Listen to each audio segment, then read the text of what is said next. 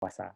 Sehingga justifikasi yang kita berikan bukanlah justifikasi yang ada dalam benak kita saja, tetapi kita coba melihat bahwa siapa tahu proses yang kita hadapi sekarang dan perencanaan kita yang akan depan, masa yang akan depan itu adalah proses yang yang mudah-mudahan mendapatkan sebuah restu dari yang maha kuasa gitu. Jadi bukan sebuah hal yang kita sekat bahwa ini bukan hal yang tidak cocok kepada saya dan juga bukan passion saya, sehingga langsung mengklaim bahwa ini bukan bagian dari hidup saya. Itu yang coba kita diskusikan lebih panjang tentang hal ini. Nah, saya masuk ke sini. Inilah yang tadi yang saya minta Anda untuk menjawab beberapa pertanyaan bahwa ada sebuah grow yang kita coba lihat di sini, sebuah hal yang selalu bertumbuh, dan grow ini berawal dari tersusun dari huruf G yang terdiri dari goals, sesuatu yang ingin kita capai, kemudian reality, ya, kondisi yang ada saat ini, ya, kemudian pilihan-pilihan yang ada saat ini, option, ya, pilihan apa yang kita miliki saat ini, dan what will you do, jadi apa yang akan kita lakukan way forward. Jadi sesuatu yang memang harus kita lakukan ke depannya, ya, dengan ada sesuatu yang ingin kita capai, kondisi saat ini seperti apa, kemudian pilihan-pilihan apa yang kita miliki, berikutnya seperti apa yang coba kita rencanakan. Nah, 3 komponen ini menarik ya. Jadi saya melihat ada 3 komponen setidaknya yang meng-guide kita untuk mencapai sesuatu hal yang ingin kita raih. Yang pertama adalah kita tentu akan berpikir tentang hasil atau sesuatu yang akan diraih di masa yang akan datang. Kita akan berpikir apa yang akan saya raih di masa yang akan datang. Kemudian tentu step sebelumnya ada sebuah hal yang sedang kita rencanakan, sesuatu yang kita rencanakan yang kita sebut sebagai sebuah proses. Dan yang paling penting adalah karakter. Jadi sesuatu yang kita miliki dan juga kita bentuk, ya. 3 hal ini yang akan meng-guide kita untuk mendapat sesuatu yang kita inginkan, dan harapannya yang kita inginkan itu mendapatkan kemudahan untuk menggapainya. Jadi ada hasil yang ingin kita capai, ada sebuah proses yang kita lakukan, kemudian ada sebuah karakter yang kita miliki dan kita bentuk. Nah, saya kembali melihat dengan karakter ini, karakter itu ada untuk diri kita sendiri, ya, performance, ya, keterampilan mengatur diri dalam hubungan dengan diri sendiri. Ini yang seperti karakter disiplin, ya, karakter kerja keras, itu karakter yang positif yang kita bentuk kepada diri kita sendiri untuk bisa mengatur diri kita dengan lebih baik. Kemudian moral itu juga karakter yang kita bentuk, yang kita miliki untuk kita bisa berinteraksi dengan lingkungan sekitar. Moral ini seperti integritas, ya, respect, menghormati orang lain, kemudian sopan santun itu bagian dari moral, ya, tata krama, dan itu bagaimana moral ini kita gunakan untuk bisa kita berinteraksi dengan lingkungan kita secara lebih baik, ya, membina hubungan dengan lebih baik. Dan dengan kondisi saat ini, kita tentu tidak akan bisa bekerja dengan sendiri. Jadi bukan lagi kompetisi yang sekarang digembar-gemborkan, tapi kolaborasi. Dan kolaborasi ini tentu kita akan harus memiliki 2 karakter ini, karakter secara performance, ya, dan juga karakter moral. Ya. Kalau 2 hal ini kita miliki, maka kita bisa berkolaborasi dengan baik. Dan kalau seandainya kita punya kolaborasi yang baik, punya networking yang luas, maka insya Allah kesuksesan itu akan kita raih. Nah, saya melihat bahwa, saya kembali lagi ke pohon yang tadi, ini filosofi pohon menarik sekali.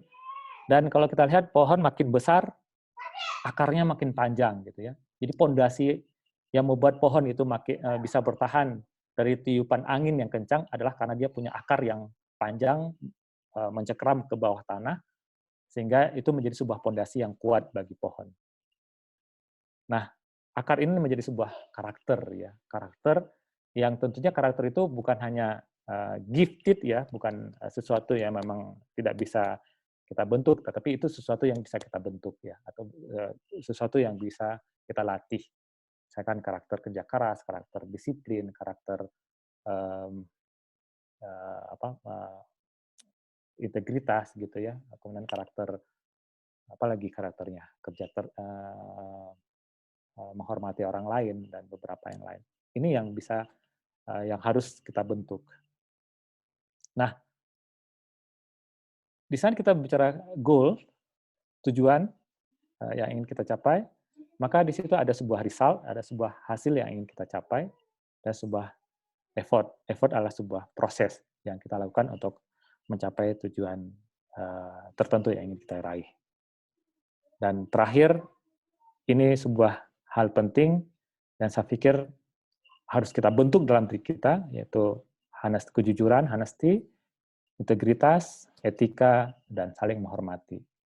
Kalau seandainya ini kita miliki, maka apapun latar belakang kita, pasti kita akan dicari orang, gitu ya, menjadi orang yang punya integritas, punya etika, punya honesty, punya respect, ya, punya kerja keras, punya kedisiplinan, maka itu menjadi seorang yang menuju orang yang paripurna lah, menuju orang yang yang dalam tanda kutip itu yang dilirik orang untuk diajak bekerja sama.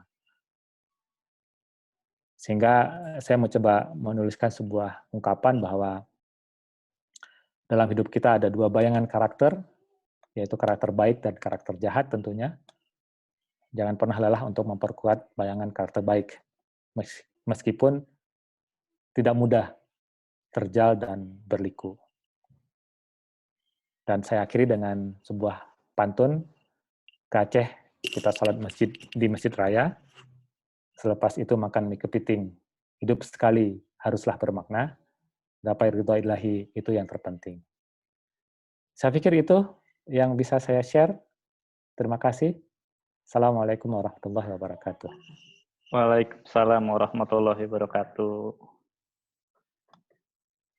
Oke, Pak Zul, menarik nih ya. Tadi kalau yang saya tangkap nih, emang pertama kita juga pinter tuh nggak cukup kita pinter doang ya untuk kita sukses di kampus tuh ya Pak Zul. Nggak cuma rajin belajar doang, tapi pertama kita harus punya goals juga yang jelas sehingga kita terarah gitu. Mungkin kadang-kadang saya juga suka ngerasa salah ngambil mata kuliah Pak, karena ikut-ikutan aja. Padahal harusnya kita udah punya goal gitu. Jadi ya, wah udah 3 SKS susah, tahunya nggak nyambung gitu dengan goalsnya kan. Jadi kayak ya sudahlah, andaikan aku tahu lebih dini seperti itu. Terus juga saya juga jadi ingat tuh kata dosen saya dulu pernah bilang katanya, ya biar mahasiswa, saya kan suka bingung kok ada ya mahasiswa yang suka diajak proyekan sama dosennya gitu.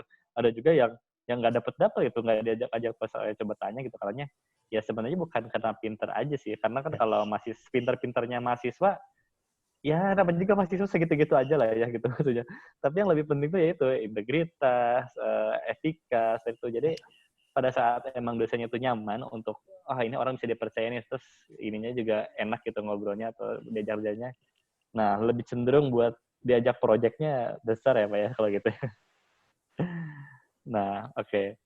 Oke, mantap sekali Pak. Nanti mungkin banyak teman-teman yang mau curhat juga atau nanya-nanya di akhir sesi, disiapin aja pertanyaannya gitu ya terkait tadi goals dalam sesi kuliah dan juga mungkin dalam mendapatkan pekerjaan sendiri gitu ya. Bapak sendiri kan pekerjaannya sekarang menjadi dosen gitu ya. Mungkin mungkin ada yang mau nanya juga gimana sih biar jadi dosen atau gimana gitu. Makanya ntar kita lihat akhir sesinya, jangan kemana-mana dulu bersama Pak Go. Oke, selanjutnya Pak Ferry. Sudah ada Pak Ferry? Pak Ferry. Ya, hadir. Oke, Pak Ferry mantap udah standby. Ini mana Pak? Di rumah atau di kampus Pak? Ya, masa kampus kayak begini. Kampus lockdown. Ya, Pak Ferry. Pak Ferry sekarang mau cerita tentang beasiswa ya Pak ya. Dulu banyak dapat beasiswa Pak waktu masih kuliah Pak? Enggak dapat banyak kan kamu kayaknya. Enggak Pak. Saya cuma dapat beasiswa yang 400.000 doang itu Pak dari LK sama LPDP sih.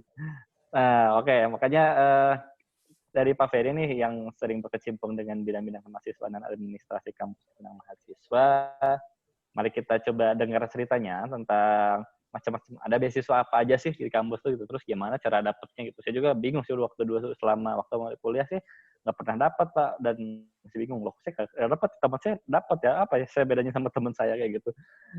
Tapi pas udah lulus mungkin ada beberapa insight lagi. Mungkin langsung aja Pak, mangga dipaparkan terkait materi yang Bapak sampaikan tentang macam-macam beasiswa dan bagaimana cara mendapatkan. Oh enggak Pak? Oke, baik. Terima kasih, Mas. Saya buka dulu slide-nya. Oke. Oke.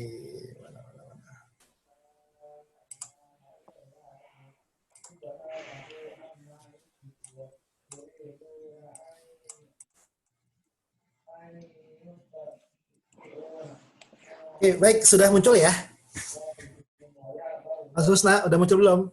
Udah Pak. Siap Pak, lanjut. Oke, baik. Terima kasih. Assalamualaikum warahmatullahi wabarakatuh. Selamat sore semuanya. Oke, tadi kita sudah mendengarkan pemaparan yang sudah sangat serius dipersiapkan oleh Pak Zul ya. Kalau saya lihat slide-nya sangat serius.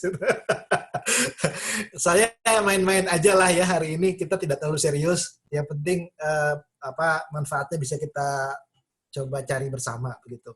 Oke, saya diberikan waktu 20 menit, tapi saya coba nanti press supaya bisa masuk semuanya begitu ya. Agak susah sebetulnya tadi saya mau ngomong apa gitu ya, suruh sharing tentang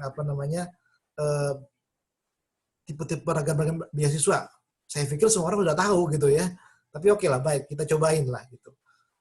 Judulnya saya kasih judul seperti arahan dari panitia, dari Mas Husta dan kawan-kawan, sedikit dibelokin gitu ya.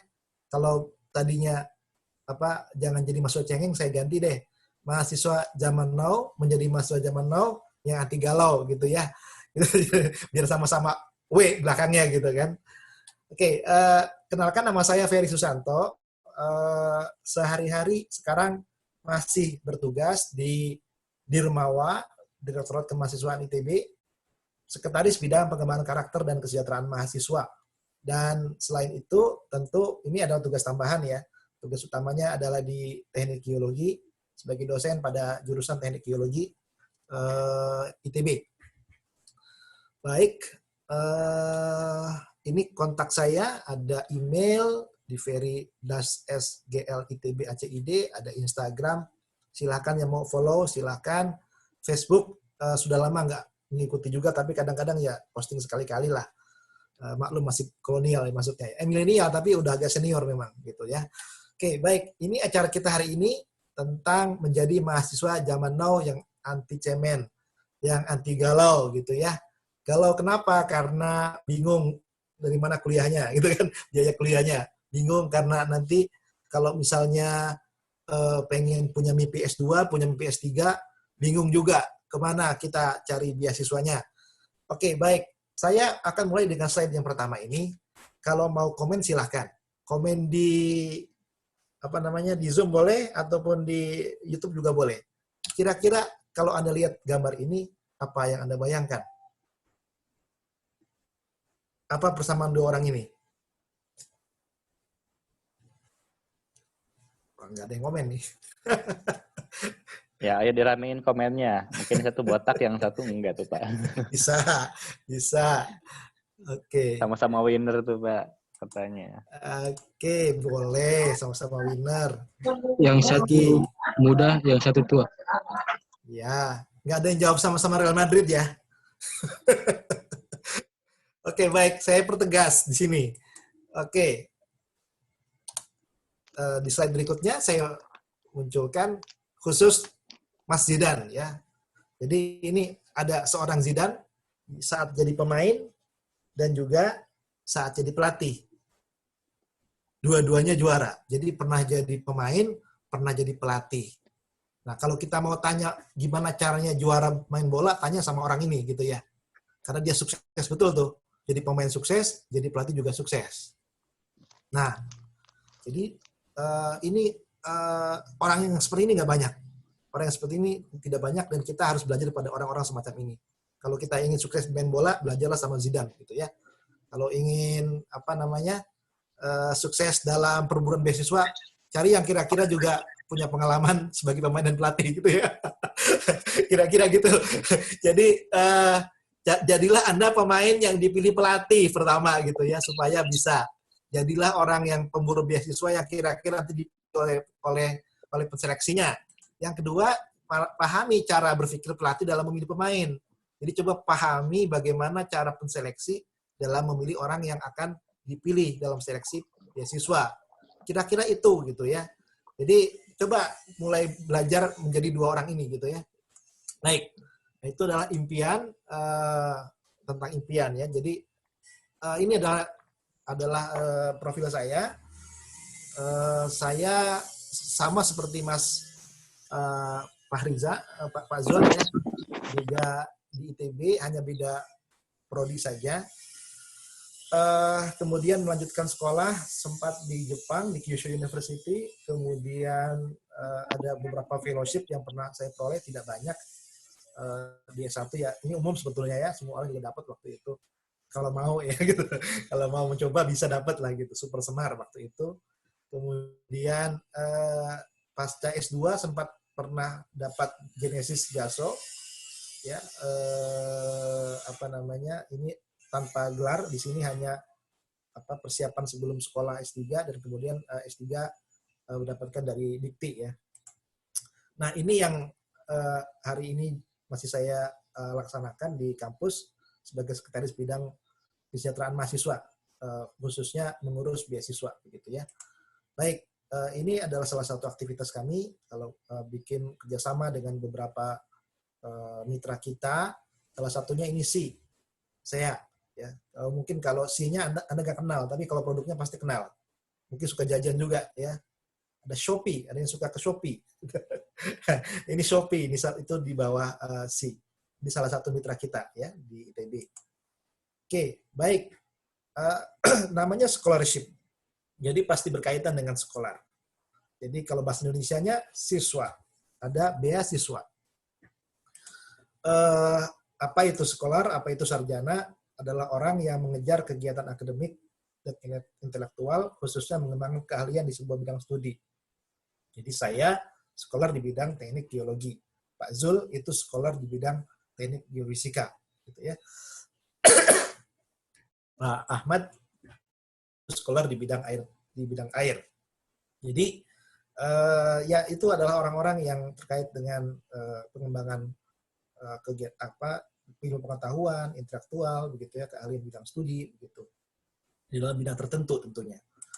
Nah, tetapi itu tidak mudah, tidak murah juga, perlu biaya, perlu ada supporting gitu ya.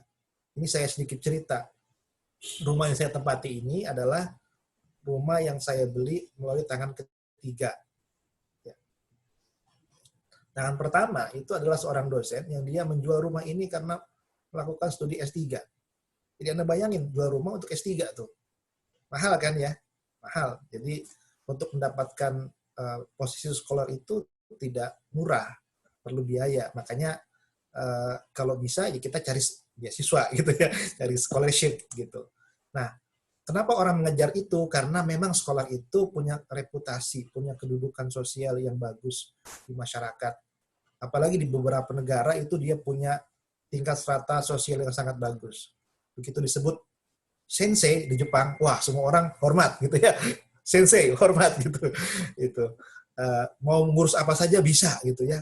Mau ngurus imigrasi, mau ngurus penangguhan misalnya penangguhan tidak bisa bayar apalah begitu ya. Itu dengan jaminan sensei tadi, profesor sensei itu bisa itu. Jadi memang sangat dihormati. Itu bukan sesuatu yang baru. Dari zaman dulu memang posisi sekolah ini dihormati. Gitu ya. Bahkan kalau misalnya Anda pernah baca namanya buku salah satu tokoh filosof Timur ya, Ibnu Khaldun, dia mengatakan bahwa memang sebagian yang kita sebut sebagai scholar yang punya manfaat buat masyarakat itu dibayar tinggi begitu. Dari zaman dulu begitu, di zaman-zaman dulu. Nah ini di Cina ya, di Cina ini sejak zaman sebelum Masehi bahkan ada namanya scholar officer. Kalau Anda suka lihat film-film Cina itu ya, ada tuh kan yang suka yang apa namanya memparodikan lah kadang-kadang begitu ya, seorang scholar officer gitu. Siapa namanya? Itu lupa saya namanya. Ini artisnya. Nah, jadi itu posisi yang memang sangat terhormat di China Emperor gitu ya, di kerajaan Cina gitu. Mereka merupakan para petugas harian pemerintah. Di India juga kita kenal ada istilah kasta ya, ada kasta Brahmana, Ksatria, kemudian ada Waisya, ada dan lain-lain ya, sampai Pariya nanti. Nah, kasta tertingginya itu adalah Brahmana yang mereka tugasnya adalah mengajarkan tentang kebijakan Veda ya, tentang kitab suci ya itu. Tetapi tidak hanya itu, kadang-kadang sebagian juga bertugas di administrasi pemerintah, penasihat dan sebagainya. Jadi kita sangat melihat posisi yang sangat tinggi orang-orang India itu terhadap kasta Brahmana. Bahkan pendiri India pun juga Gandhi ya, Mahatma Gandhi juga seorang Brahmana begitu. Jadi kita lihat bagaimana posisi mereka di masyarakat. Nah, ini juga di tempat lain, di Irak, di Kekhalifahan Abbasiyah. Buat yang Muslim barangkali ya pernah mendengar tentang Khalifah Abbasiyah. Itu juga betapa dibayar mahal tuh yang namanya scholar itu. Bahkan ditimbang pakai emas. Jadi kalau misalnya Anda nulis buku atau mentranslate buku, itu dibayarnya seberat itu. Makin berat bukunya, makin banyak emasnya kan gitu ya. Jadi luar biasa tuh posisi scholar gitu ya. Nah ini masih di dunia modern sekarang. Ada tahu ini uang mana? Ada tahu uang mana? Mas Husna, tahu nggak nih uang mana nih kira-kira nih Mas Husna? Kotak itu Cina tuh Jepang ya itu ya. Jepang gitu. 1000 Oke, yen per Jepang gitu. betul, ini Jepang. Kira-kira ini gambar siapa kira-kira? Kira-kira? Nah, tebak aja lah. Gambar ini presiden pertama, kaisar pertama, Pak. Nah, itu kebiasaan kita di Indonesia begitu ya. Kalau kita presiden, politisi gitu, pahlawan, gitu, raja gitu. Nah, ini agak unik di Jepang itu. Ini sama sekali tidak ada satupun ini bangsawan ini. Semuanya ilmuwan ini. Ini semuanya ilmuwan. Yang pertama namanya Hideo Noguchi. Yang kedua Fukuzawa Yukichi. Yang ketiga Kitasato Shibasaburo. Ya, namanya begitu-begitulah. Yang pertama ini seorang bakteriologis. Ya, dia menemukan sifilis ya, penyakit sifilis itu. Ada yang namanya Fukuzawa Yukichi, ini pendiri Keio University. Ya. Dia penulis juga, kemudian guru, translator dan sebagainya gitu ya. Tapi yang jelas orang pendidikan lah gitu ya. Sangat concern dengan pendidikan. Dia adalah pendiri dari Keio University, salah satu kampus besar di Jepang gitu ya. Kemudian ini ada seorang physician and bacteriologist. Biasanya kalau di Indonesia dipisah-pisah ya. Kamu mah orang biologi, bukan orang fisik. Ini dulu orang Jepang bisa menggabungkan ya, ahli fisika sekaligus ahli bakteri gitu ya. Dan dia pernah menemukan virus saya lupa ya nama virusnya, tetapi dia sempat dinominasikan sebagai peraih Nobel. Nyaris dapat, tetapi gagal. Padahal dia bekerja bareng waktu itu dengan orang dari mana ya, dari Eropa lah, dari orang Jerman kalau tidak salah, Behling namanya ya. Nah itu yang satu dapat Nobelnya, tapi dia nggak dapat. Ini adalah Kitasato Shibasaburo. Jadi di Jepang demikian apresiasi masyarakat pemerintah terhadap scholar gitu ya, luar biasa. Gitu. Nah, jadi kalau misalnya Anda sudah tahu benefit seorang scholar ya, sebagai seorang sarjana, tentu kita akan kejar tuh impian untuk jadi sarjana. Kalau kita tidak tahu keuntungan jadi sarjana, mending jadi YouTuber aja ya, gitu kayaknya gitu kan. Lebih banyak uangnya gitu. tapi beda, nanti kepuasan batin akan berbeda gitu ya. Jadi biasanya kalau di masyarakat tertentu itu masih tetap dihormati para guru gitu ya. Meskipun tidak kaya tapi akan lebih didengarkan misalnya begitu. Itu atau ya beberapa lah, di beberapa masyarakat masih seperti itu. Oke, jadi yang pertama kita harus punya mimpi dulu nih gitu ya, mimpi.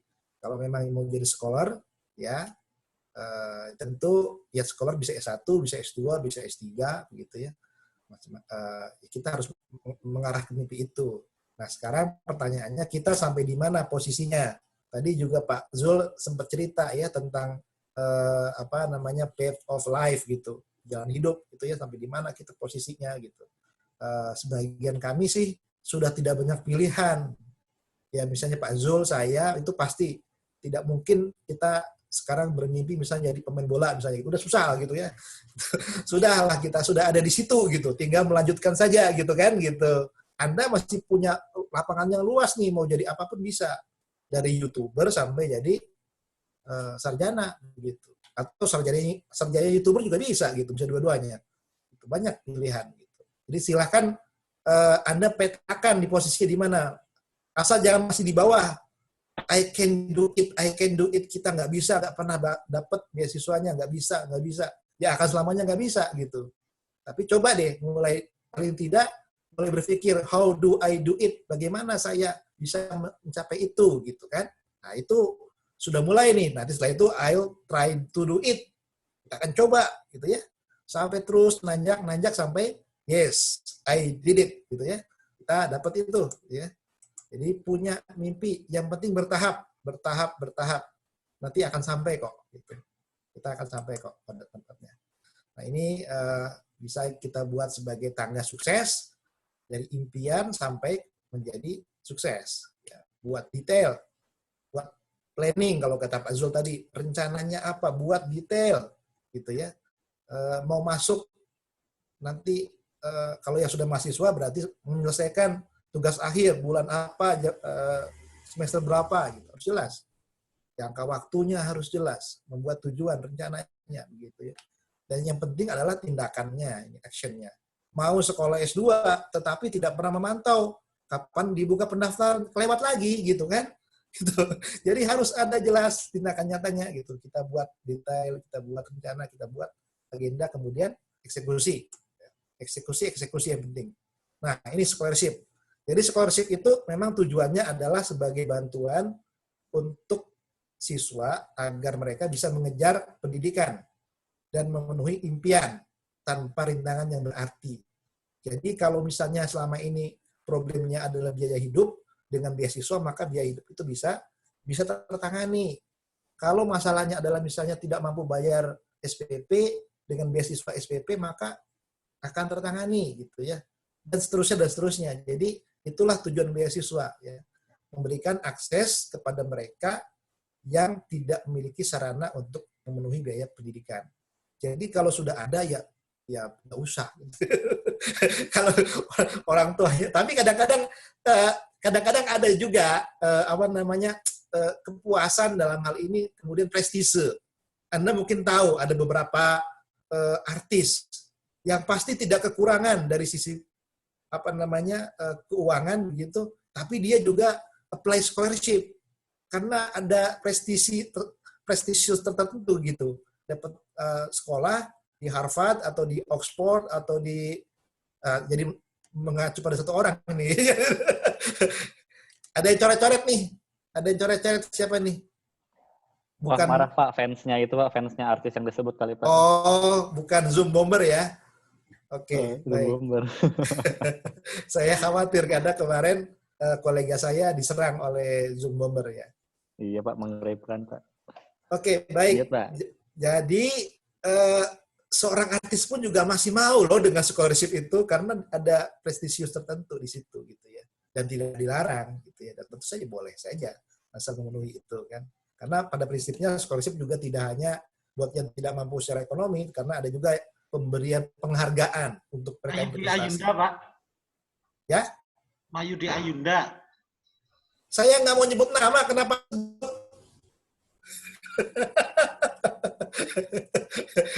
Ya betul itu Maudi. Ya, ya itu sekarang di Stanford ya, gitu. Dapat LPDP dia. Baik. Jadi sekarang mulai kita let's go hunting. Kita berburu. Mana target kita? Apakah ayam, ya, burung, ataukah singa, atau yang mana nih yang mau kita buru? Ya, sesuai dengan kemampuan kita. Kalau kira-kira IELTS-nya kecil, TOEFL-nya susah sekali naik, ya jangan yang ada syarat itunya gitu ya. Cari yang lain begitu kan. Jadi pertama tentukan kenali target ya. Kita akan pilih yang mana nih? Beasiswa pemerintah atau beasiswa swasta. Biasanya kalau beasiswa pemerintah itu umumnya adalah bersifat afirmatif. Jadi kebijakan pemerintah untuk mengakselerasi pendidikan masyarakat gitu. Ada modelnya ada adik. Ya, adik itu afirmasi, masuk afirmasi dari 3T. 3T itu tertinggal, terbelakang ya. Terluar, tertinggal, dan aduh satu lagi apa lupa saya. 3T itu ya. Itu terdepan, bukan terluar ya. Sangwawan dong. Oke, jadi itu ya 3T itu. Itu memang ada afirmatif policy. Jadi agak berbeda. Batasnya juga akan berbeda nilainya dan sebagainya begitu ya, karena itu ingin akselerasi pendidikan warga sana. Ada lagi yang kedua adalah bidik misi yang sekarang akan berganti menjadi KIPKA. Ini untuk semua orang yang punya prestasi memadai tetapi ekonomi kurang. Nah, itu dengan KIPKA. Pokoknya semua orang, semua mahasiswa, semua siswa, semua anak-anak yang orang tuanya punya KIP, kira-kira gitu ya, itu boleh mendaftar ke beasiswa ini. Dan ini tidak hanya PTN, swasta juga ada gitu. Dan ini masif ya, kalau tidak salah ditingkatkan jadi berapa? 80.000. Kemarin saya sebut salah, 880.000 ya kalau nggak salah. Banyak sekali beasiswanya. Atau yang swasta. Nah, kalau swasta biasanya mereka punya requirement khusus. Ada juga beasiswa dinas atau tanpa ikatan dinas. Ada beberapa pemberi beasiswa itu memang mentargetkan orang supaya setelah lulus nanti bekerja di tempat dia. Nah, ini ada yang suka, ada yang nggak suka. Masing-masing orang punya itu, punya pilihan. Ada yang senang diikat, ada yang tidak senang diikat. Kalau senang diikat, berarti dia begitu lulus langsung kerja di situ. Nggak usah pusing-pusing cari tempat kerja lagi. Tapi ada juga yang, wah saya nggak suka kalau ikat-ikat begini, pengen punya pilihan yang banyak. Nah, itu mungkin pilihlah yang ikatan dinas. Gitu. Dalam negeri atau luar negeri, ya tergantung kita mau sekolah di mana. Kalau sekolah di dalam negeri, ya berarti beasiswa dalam negeri cukup banyak. Luar negeri lebih banyak lagi, karena kan negaranya lebih banyak gitu ya. Oke, ada beasiswa penuh dan parsial. Ada yang hanya mengcover misalnya untuk tugas akhir saja, ada yang untuk ekonomi saja, daily life, ada yang untuk SPP saja. Ada juga yang cover seluruhan. Bahkan kalau bahasa ininya ya, bahasa tingginya tuh, kalau Anda mau pergi ke Amerika pun saya biayain ya gitu. Ada juga beasiswa begitu, ada tuh. Ada, tidak banyak memang. Jadi saya mau ikut konferensi ke Amerika, biayai juga sama dia gitu. Ada. SPP atau biaya hidup. SPP atau biaya hidup ya. Jadi kebanyakan sih berkisar kalau tidak di SPP biaya hidup kebanyakan. Ya. Kemudian prestasi atau ekonomi. Nah ini Anda bisa memetakan diri kita masing-masing. Apakah kita akan coba apply beasiswa prestasi karena IP-nya katakanlah 4 terus gitu ya. Jangan ngomong 3 tahun ini ya. Karena 3 itu sangat standar sekali, bukan zaman kami lagi ya gitu. Nanti saya kasih lihat data berapa rata-rata IPK di ITB. Nanti saya kasih lihat. Jadi kalau Anda masih dengan IP sekian, berarti ya harus cari yang lain lah gitu ya gitu. Nah kemudian ekonomi ini gitu ya. Jadi bukan karena prestasi, tetapi memerlukan bantuan ekonomi itu juga bisa. Gitu. Tentu saja di dalam beasiswa ekonomi ini pun juga akan ada standar yang dipertahankan. Tidak mungkin di-loss begitu saja, tidak. Tetap ada standarnya, tetapi tidak setinggi yang prestasi tadi. Gitu. Kalau prestasi ini biasanya super gitu ya, syaratnya tuh wah macam-macam lah gitu. Oke, baik. Nah, yang terakhir juga jangan lupa nih ada beasiswa perguruan tinggi nih. Kalau di beberapa kampus-kampus PTN, PTNBH terutama, cukup besar beasiswa dari perguruan tinggi itu. Dalam artian mengcover UKT. Ya, ada mengcover UKT. Yang bersangkutan tidak bisa masuk ke beasiswa KIPK karena syarat-syarat tertentu kan tidak bisa. Orang tuanya TNI, orang tuanya ASN, orang tuanya apalagi pendidikannya S2. Anaknya Pak Zul nggak bisa tuh. Anaknya Pak Ahmad nggak bisa juga tuh daftar beasiswa bidik misi gitu. Pasti nggak mungkin pendidikannya lebih dari S2 gitu. Jadi pasti mungkin di beasiswa perguruan tinggi misalnya gitu ya. Bentuknya biasanya pengurangan UKT atau penyesuaian UKT gitu. Besar juga nih gitu ya jumlahnya kalau di total. Nah di sedikit lesson learn dari kampus kami dari ITB, ada beasiswa jenis-jenisnya, ada beasiswa pemerintah, non pemerintah, ada juga beasiswa ITB yang ya berkembang sesuai kebutuhan. Awalnya memang hanya menyediakan subsidi. Kemudian kita lihat ternyata ada sebagian mahasiswa kita yang makan saja kadang-kadang susah gitu. Maka kemudian ITB menggulirkan beasiswa subsidi makan, ya, voucher makan. Karena di kampus itu kan ada kantin-kantin tuh. Nah, kantin-kantinnya kita ikat kerjasama, kemudian kita berikan subsidi buat mahasiswa-mahasiswa tertentu untuk bisa mendapatkan pengurangan dalam hal makan gitu ya, makan siang terutama. Kalau malam kantinnya udah tutup soalnya, jadi siang gitu ya. Nah, terakhir kemarin setelah ada COVID-19 juga jadi terdampak, kuota jadi perlu banyak gitu ya. Ini juga ITB terakhir kemarin meluncurkan juga beasiswa subsidi kuota gitu. Jadi sangat berkembang sekali.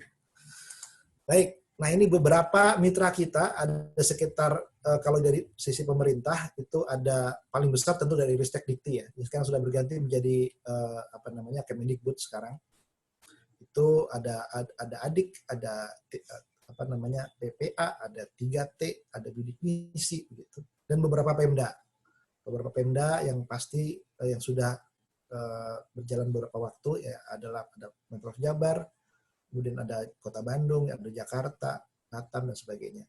Kita akan terus berproses. Memang tidak bisa semuanya langsung kita ajak untuk mensupport ya pendidikan, tetapi ya kita akan coba untuk pelan-pelan mengajak Pemprov untuk bekerjasama gitu. Nah ini yang mitra-mitra dari swasta atau non pemerintah, ada ABB macam-macam ya, ini ada BII sekarang sudah nggak ada BI-nya sekarang lah, Maybank ya, Arena ada semacam lah begitu. 45 biasanya sekitar 45 sampai 48 lah dalam 1 tahun itu. Nah ini beasiswa yang dari tadinya bidik misi berganti menjadi KIPK sekarang namanya. Silahkan bagi yang merasa sesuai dengan persyaratannya bisa mendaftar di link berikut gitu. Nah ini penerima bidik misi di ITB, jadi akan sangat tergantung supply and demand. Kadang-kadang kita supply-nya berlebih, demand-nya banyak, ternyata kuotanya sedikit gitu, jadi kurang. Tahun lalu kebalikan, kuotanya banyak tapi supply-nya sedikit, jadi masih banyak sisa gitu. Artinya apa? Artinya kalau Anda masuk dalam klaster ini, jangan khawatir. Kemarin saja tahun 2019 itu dari kuota 700 terserap hanya 500. Jadi masih 200 orang. Kalau ada yang masuk bisa masuk otomatis itu. Nah, cuman karena yang masuk ITB-nya kurang dari klaster itu ya nggak kepake. Jadi apa pelajarannya yang pertama? Yang pertama masuk aja dulu itu. Itu yang paling penting, masuk saja dulu. Nanti setelah itu kita bisa cari itu ya scholarship-nya. Nah, ini prestasi mahasiswa ITB perbandingan antara bidik misi dan non bidik misi.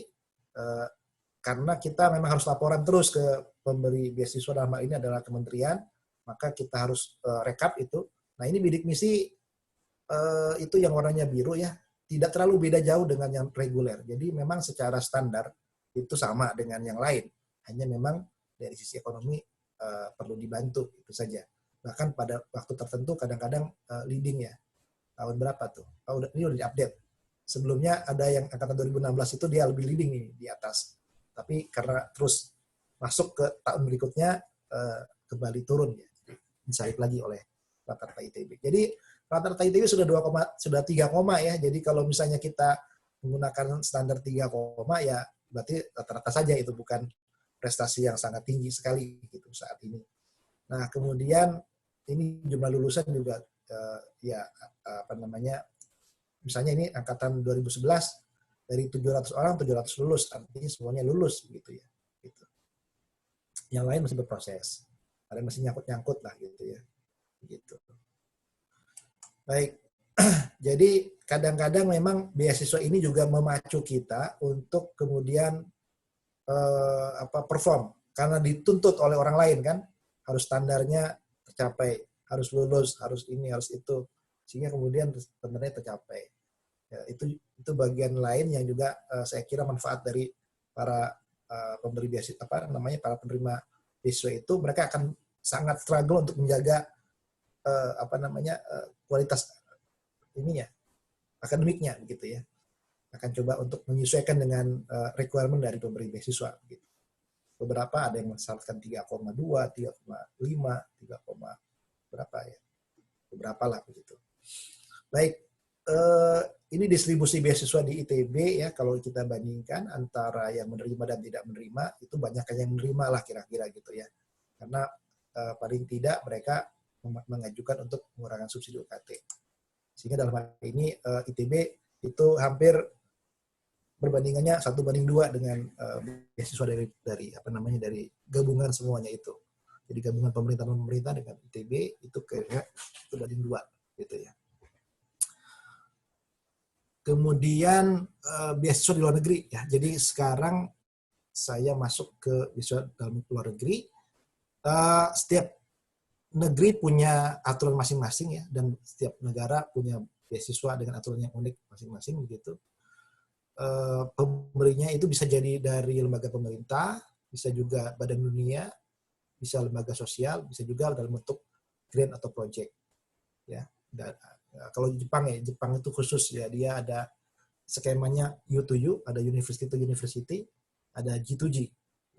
Nah, agak berbeda saja kebalikan. Kalau yang U2U kita dapat dulu sekolahnya, kemudian sekolah yang apply beasiswanya.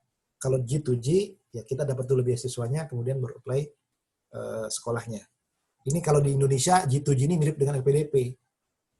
Jadi kita dapat dulu beasiswanya, baru cari sekolahnya. Kalau U2U ini mirip dengan bidik misi juga bisa sih sebetulnya ya. Jadi masuk dulu kampusnya, nanti akan bisa dapat beasiswanya gitu.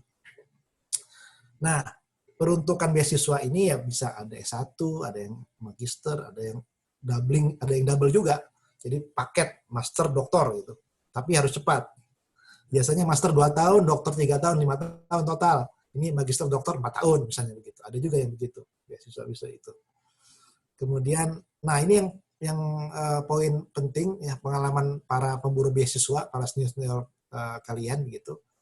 Paling penting itu dikenal sama profesor sebetulnya gitu, atau rekomendator. Itu akan berbeda antara orang yang hanya komunikasi via via chat atau via email dengan yang pernah langsung bertemu begitu. Nah, ini triknya gimana triknya? Triknya ya ketemuilah kalau sempat ketemu gitu ya. Misalnya orang yang kita tuju ini dari Amerika, dia punya acara di Indonesia, ya kita coba cari nanti waktu supaya bisa bertemu langsung gitu. Kecuali kalau sudah di sana susah ya, harus langsung ke sana ya repot juga begitu. Tapi kalau misalnya memungkinkan untuk bisa bertemu langsung, audiensi langsung, itu akan semakin meyakinkan. Ya, akan lebih yakin untuk segera diterima atau ditolak gitu ya. Bisa juga sih dengan impresi dari rekomendatornya, oh ini kurang nih, langsung ditolak juga. Tapi biasanya akan lebih mudah untuk diterima gitu. Nah, ini beberapa beasiswa luar negeri, ada dari Amerika, USAID, USAID ya. Kemudian ada juga dari DAD, Jerman, ada Jepang, sekolah Monusho. Ya, sekarang juga yang berkembang juga dari berbasiskan kampus-kampus, misalnya seperti di Saudi Arabia, ini ada namanya kampus King Abdullah University of Science and Technology Scholarship. Ya, jadi di kampusnya ada juga. Gitu. Nah, ini sebenarnya teman-teman bisa hunting ya, kalau di luar negeri bisa lihat ke websitenya masing-masing kampus. Biasanya mereka juga tersedia untuk periode sekarang kira-kira apa yang buka, yang sekarang kira-kira apa yang buka begitu. Syaratnya apa saja itu ada biasanya. Misalnya ini di kampus saya dulu di Yusuf University itu ada nih informasinya. Dibuka 26 Februari 6 April apa nih scholarship untuk dari luar negeri kan gitu kan. Jadi bisa saja nih nekat dulu sekolah ke sana baru setelah itu nyari beasiswa gitu ya, bisa juga tuh gitu. Meskipun tidak saya sarankan. Kemudian ada 16 April ini apa Ishibasi Foundation, kemudian 22 April ada Fukuoka Overseas. Untuk siapa? Untuk ada bentukannya biasanya. Eligibility. Nah, ini kan ada undergraduate, master, doktor, segala macam kan gitu ya. Jadi memang jelas kok sebetulnya di masing-masing kampus biasanya ada informasinya. Memang agak rumit kadang-kadang kampusnya itu saling menumpuk informasinya begitu ya. Itu di luar negeri. Kalau di luar negeri nampaknya kita masih ya sebagian sudah siap dengan informasi meskipun juga agak terbatas informasinya. Harus tetap hunting lebih detail. Misalnya dalam negeri ya, ini adalah salah satu contoh beasiswa dalam negeri yang full coverage. Jadi dia semuanya ditanggung. UKT-nya ditanggung, bulanannya ditanggung, asuransi kesehatan ditanggung, dikasih laptop. Bahkan tadi saya cerita kalau misalnya Anda mau ekstrakurikuler ya, ikut lomba apa segala macam ke Amerika, ke Australia, kemana, ditanggung semua. Nah ini ada yang seperti ini nih, biasa dalam yang full coverage. Tapi memang tidak banyak ya, seperti ini. Nah kata yang mengadakan ini ya, kata yang mengadakan faktor yang mereka nilai itu adalah banyak ke arah soft skill-nya justru. Bagaimana dia menyelesaikan masalah, pengambilan keputusan, kemampuan untuk belajar, begitu, kemampuan untuk beradaptasi. Kenapa? Karena mereka lagi invest sebetulnya, invest sumber daya ini. Akan cari talent yang terbaik gitu. Nantinya kalau bagus banget, performnya keren, pasti ditawarin sama dia gitu. Dia sedang mencoba menumbuhkan orang sebetulnya gitu ya di kampus-kampus itu. Sesuai dengan bidangnya. Biasanya dia akan mengarah, misalnya IT, dia akan cari orang IT misalnya gitu. Atau yang terkait dengan IT. Dia akan pantau tuh selama 8 semester tuh. Kalau dirasa oke, performnya ditawari. Gitu. Bisa ditolak, tapi bisa ditolak juga. Maksudnya yang bersangkutan bisa nolak juga. Gitu ya. Lah, IP-nya gimana Pak? Perlu nggak IP-nya? Itu tidak perlu ditanyakan ya. Kalau IP-nya tidak perlu ditanyakan, pasti itu. Pasti. Tapi ini juga nih penting nih. Tentang soft skill-nya. Gitu. Oke, nah jadi pertama itu tadi ya, tentukan target. Yang kedua, siapkan amunisi. Apa? Ya persyaratan. Jadi persyaratannya kita harus perhatikan apa saja. Catat timeline. Kadang-kadang suka kelewat nih timeline. Padahal ya kuncinya begitu timeline lewat ya nggak bisa daftar kan gitu, nggak bisa dapet ya, gitu. Perhatikan kelengkapan dokumen. Ini juga sesuatu yang sebetulnya bisa kita siapkan jauh-jauh hari. Secara teori gampang ya, udah ini aja amunisinya. Tapi ini perlu ada action nih sebetulnya. Nah, misalnya ini yang bisa dilakukan saat ini juga, kalau mau gitu ya. Boleh nanti malam, boleh lah. Update CV. CV harus perbaiki nih. Gitu. Kalau perlu cari benchmark ke kawan yang dapat beasiswa itu. Ya, gitu. Maksudnya apa stylenya gitu ya. Kemudian siapkan standar, peserta standar, transkrip, TOEFL, TPA, harus dilihat terus tuh kapan kira-kira ada jadwal. Karena tidak tiap hari dibuka ada TOEFL, ada TPA, itu tidak tiap hari ya. Jadi harus disiapkan nih tiap. Dan perhatikan nanti masa berlakunya. Mungkin sudah pernah lolos, TOEFL-nya cukup, tapi sudah expire, ya nggak bisa dipakai juga. Jadi ini harus diperhatikan, gitu ya. Jadi harus disiapkan. Yang terakhir adalah esai. Beberapa beasiswa meminta esai. Nah ini Anda bisa belajar ke para senior yang lolos di beasiswa tersebut, gitu ya. PDP biasanya tentang apa kenegaraan kalau tidak salah PDP itu ya. Ada juga misalnya Tanoto, misalnya itu dia nanti akan lebih ke arah apa yang bisa Anda berikan kepada lingkungan, masyarakat sekitar. Nah, itu yang gitu-gitu disiapkan gitu, jangan didadak-dadak. Dadak-dadak pasti nggak akan bagus esainya gitu ya. Tentu tidak bisa dikarang, yang bisa Anda memang akan bisa lakukan. Gitu. Jadi itu yang kedua ya, jadi persiapkan amunisi. Yang ketiga, lakukan pada saat hari H-nya, the day gitu, daftar segera mungkin, jangan ditunda-tunda. Kenapa? Karena ini penting untuk antisipasi kalau berkasnya tidak lengkap. Kalau kita daftarnya mepet, daftarnya telat, terus ada yang harus dilengkapi, ya nggak bisa daftar lagi gitu. Jadi begitu lihat pengumuman, segera daftar. Ya, segera daftar. Gak masalah kok, ditolak juga tidak sakit hati kan, biasa aja. Tidak sesakit ditolak yang itu gitu kan. Jadi daftar segera mungkin. Nah, pada saat wawancara, coba pelajari dan kenali profil donatur. Nah, ini misalnya ke perusahaannya paling tidak Anda belajar deh, pemberinya Hitachi misalnya gitu, atau misalnya Mitsubishi gitu ya, atau Hankook, atau perusahaan-perusahaan kan, itu nama-nama perusahaan. Coba deh Anda pelajari perusahaan itu apa sih bergeraknya. Jangan-jangan ditanya pada saat wawancara. Kan orang juga pengen diapresiasi gitu. Udah mau ngasih, nggak dikenali kan juga gimana gitu kan gitu. Jadi coba ini kan kenali profilnya, profil pemberi perusahaan, pemberi beasiswanya itu. Kemudian sampaikan profil Anda sesuai dengan kebutuhan pemberi beasiswa.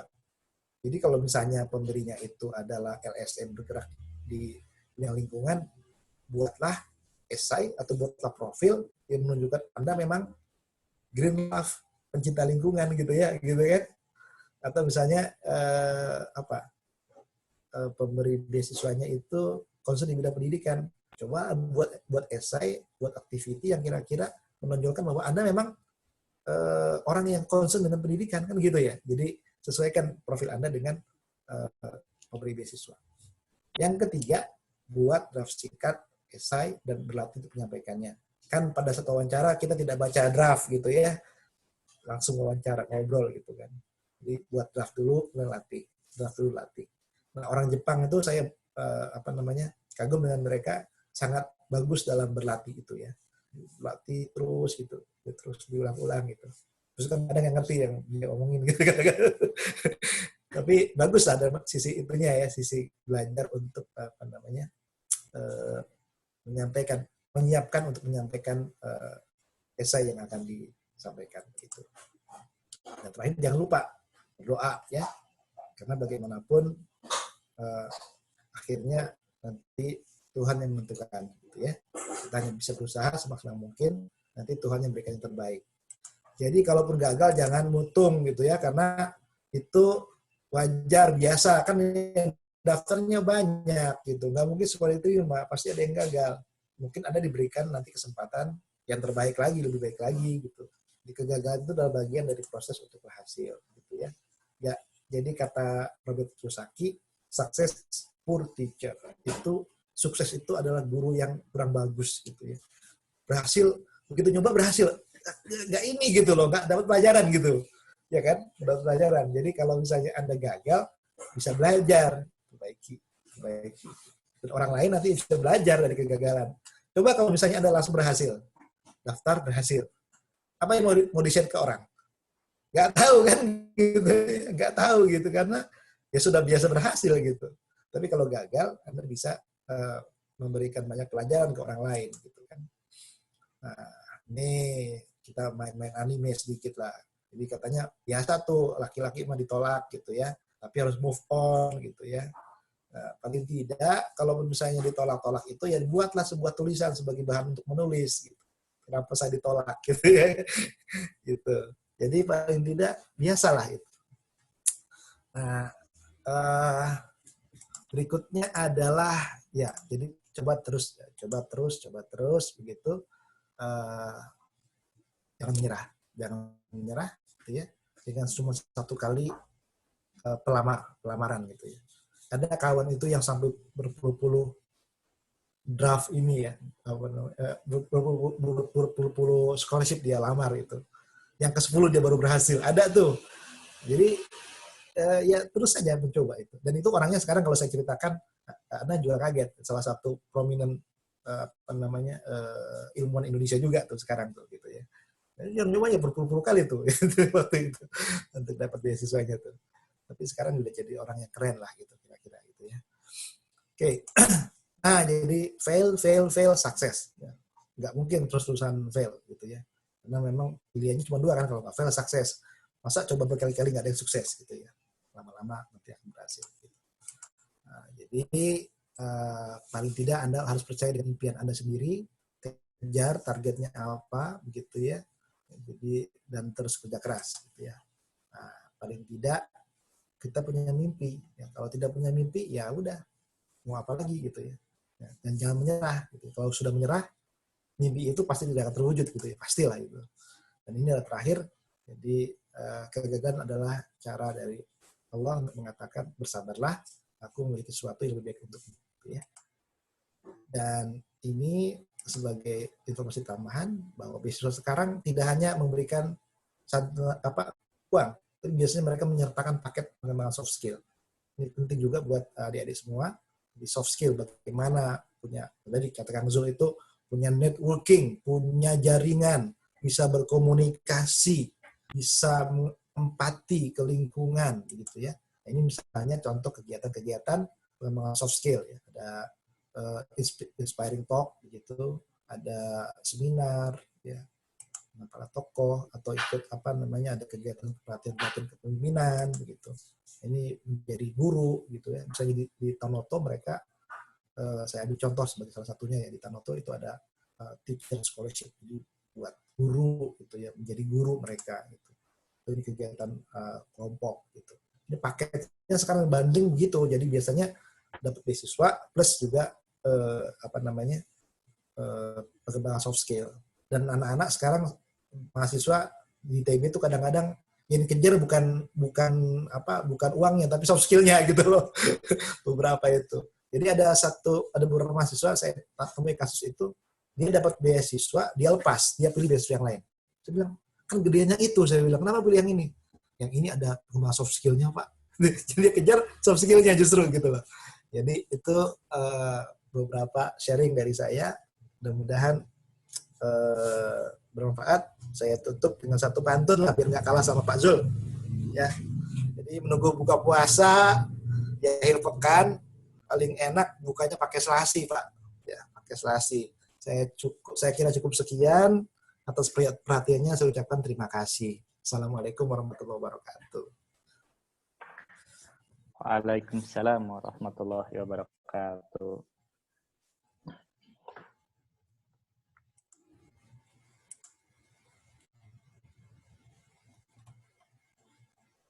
Oke, mungkin bisa di-close dulu, Pak, itunya. Iya, maaf. Oke, thank you, Pak.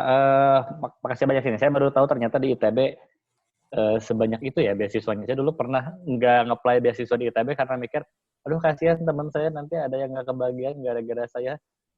Ternyata setelah kenyataannya saya lebih kasihan dari teman saya yang dapat gitu, Pak. Setelah dipikir-pikir. Kalau tahu ternyata sebanyak itu ya udah dulu apply aja ya. Aduh. Iya, nggak ada salahnya apply, nggak dosa gitu loh apply itu. Kita kerja 2 juta orang, Pak, tapi ternyata banyak ya.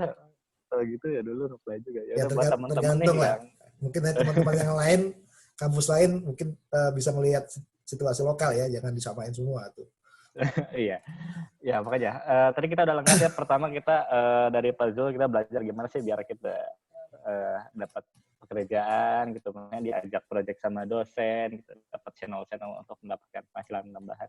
Nah, sekarang dari Pak Ferry kita juga belajar gimana cara kalau misalnya melanjut sekolah untuk scholarship untuk beasiswa atau dan lainnya itu. Jadi lengkap nih, untuk yang berkarir ada, untuk yang mau lanjut studi juga ada gitu. Nah, buat teman-teman ini boleh untuk mulai bertanya sudah dipersilakan. Kita lihatnya apakah udah ada pertanyaan yang masuk.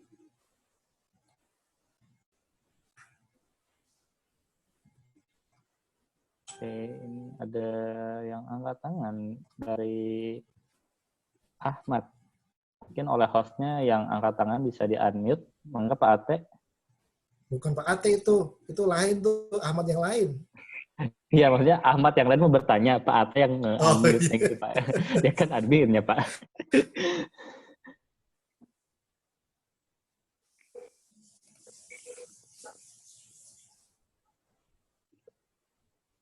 Halo, Ahmad. Apakah Ahmad menjadi bertanya?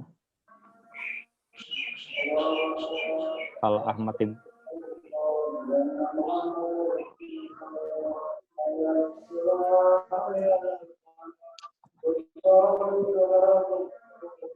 Wah, kayaknya lagi pengajian.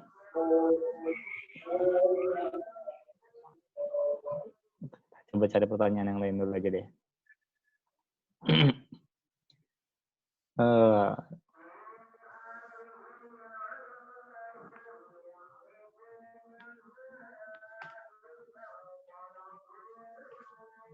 Ada Bashir tuh. Ada Bashir banyak. juga. Karena, Abdul Bashir. Mangga Abdul Bashir mau bertanya nih, mau ke Pak Zul atau ke Pak Ferry, mau nanya tentang karir bagaimana mendapat channel-channel kerjaan atau tentang beasiswa. Pak Ate bisa di Ahmad. Oke, silahkan Muhammad Abdul Bashir. Halo, Siapa tahu mau bertanya? sore Pak Ferry, sama Pak Zul, sama Mas moderator. Perkenalkan, nama saya Muhammad Abdul Bashir. Saya berasal dari Tangerang Selatan. Kebetulan sekarang ini saya sedang menyelesaikan tugas di tugas akhir di strata 2. Karena bentar lagi mau lulus. Yang saya selama ini dalam mengerjakan meraih beasiswa sepertinya kayak alur kayak kenal dosen dan lain sebagainya mungkin sudah kenal. Cuman yang jadi permasalahan saya selama ini itu saya itu dalam mengerjakan segala sesuatu seringnya itu kurang maksimal, mungkin karena moodnya yang nggak terjaga dan lain sebagainya. Bisa kasih saran nggak biar moodnya itu bisa selalu bagus gitu? Ya, gitu aja. Terima kasih. Oke, silakan mau Pak Zul atau Pak Ferry nih tentang mahasiswa galau kayaknya nih. Siapa yang pernah menangani mahasiswa galau? Pak Ferry atau Pak Zul? Silakan. Enggak, Kang Zul dulu lah. Ya, terima kasih Pak Ferry. Terima kasih Kang Husna. Ini Mas Muhammad Abdul Bashir ya? Iya. Iya. Moodnya itu memang kalau kami yang belajar gempa itu seperti gelombang sinusoidal ya, naik turun ya. Dan kalau moodnya turun, ya katanya ya harus dinaikkan gitu ya. Kalau lagi naik ya dipertahankan, biar dia nggak turun lagi. Itu jawaban sederhananya. Iya. Tapi saya menarik ya, kalau seandainya jelas ujung ceritanya, ya kalau seandainya jelas ujung ceritanya, maka kita akan terus bersemangat ya untuk menggapainya. Jadi kalau ujung ceritanya yang kita coba deskripsikan tidak begitu jelas atau masih blur gitu, masih buram, sehingga kita jadi ragu sendiri. Di saat ragu, maka mood ini akan turun. Jadi kalau saya boleh sarankan, ya Anda harus ujung cerita dari Anda sekolah S2 itu harus clear, jelas. Kemudian ya harus membaca setiap pilihan atau peluang yang ada, sehingga itu bisa memberikan sebuah motivasi bagi Anda sendiri untuk bisa menyelesaikan itu dengan baik. Dan biasa mood itu turun kalau misalnya kita dapat kendala di saat kita sedang menulis tesis, kemudian kita tidak berani ketemu dosen, itu moodnya bisa hilang. Iya, benar Pak. Tapi kalau seandainya kita pas kendala, kemudian kita berusaha ketemu dosen, walaupun tanpa ada progres, tapi di saat kita ketemu dosen dan dosen itu memberikan sedikit clue gitu dari apa yang sedang kita lakukan, itu biasanya akan balik lagi dan kita akan bisa running lagi tesisnya. Kemudian satu lagi, kita menjaga lingkungan. Kalau Anda punya teman-teman yang satu angkatan, ya biasa kalau di kampus itu kalau ngerjain tesis itu kalau di kosan itu agak berat biasanya, mood itu pasti akan turun karena kita sendiri gitu. Karena merasa kita yang paling tinggi progresnya atau kita yang paling banyak masalahnya atau dua itu.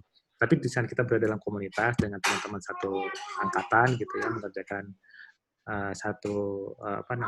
kalau di ITB itu ada ruang kerja mahasiswa S2 ya. Jadi itu mereka saling berdiskusi, saling kadang-kadang mereka juga saling menyemangati, atau kadang-kadang juga mereka saling taktiran. Itu juga akan semacam membuat suasana yang lebih cair, dan mereka sedikit shift dari suasana tesis ke suasana yang lebih cair sama teman-teman angkatan. Itu bisa menjaga mood di saat mengerjakan tesis.